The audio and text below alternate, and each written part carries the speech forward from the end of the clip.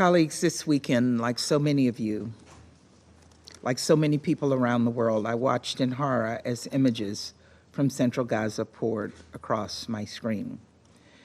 Images of what appeared to be displaced civilians burning alive following an Israeli airstrike. There are no words, simply no words to describe what we saw. Israel has a responsibility to do everything possible to avoid civilian casualties, even if Hamas was operating near the hospital in an attempt to use civilians as human shields. And thank you, Acting Undersecretary General Masuya. We've made this clear to Israel. Just as we've made clear to the Israeli government at the highest levels that it must do more to address the intolerable and catastrophic humanitarian crisis in Gaza.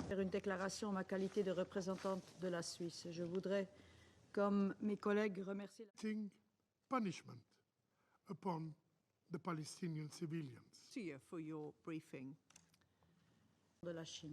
A quote-unquote policy of starvation in northern Gaza would be horrific and unacceptable and would have implications under international law and U.S. law. The government of Israel has said that this is not their policy, that food and other essential supplies will not be cut off, and we will be watching to see that Israel's actions on the ground match this statement. Point. Increasing restriction on access. The genocide is underway in the Gaza Strip. Israel feels more emboldened than ever. And the Palestinian people and the Lebanese people are paying with their lives the price of this impunity. There is no rule Israel did not break. There is no red line Israel did not cross.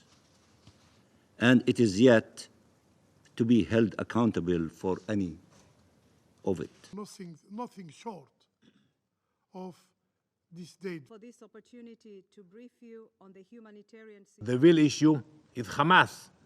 This terrorist organization has hijacked the aid, seizing it for their own purposes. They steal, they store, and even sell the aid that is intended for Gaza's civilians, turning humanitarian relief into a profit machine.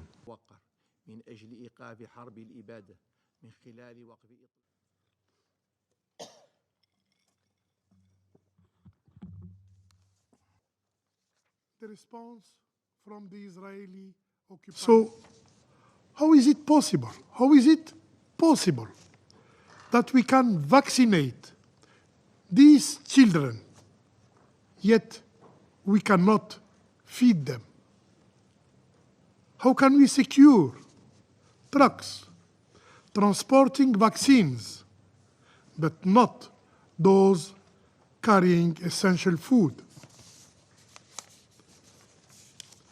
The inevitable conclusion is that this is not a collateral damage, but a deliberate, calculated Israeli policy of starvation of the Palestinian people.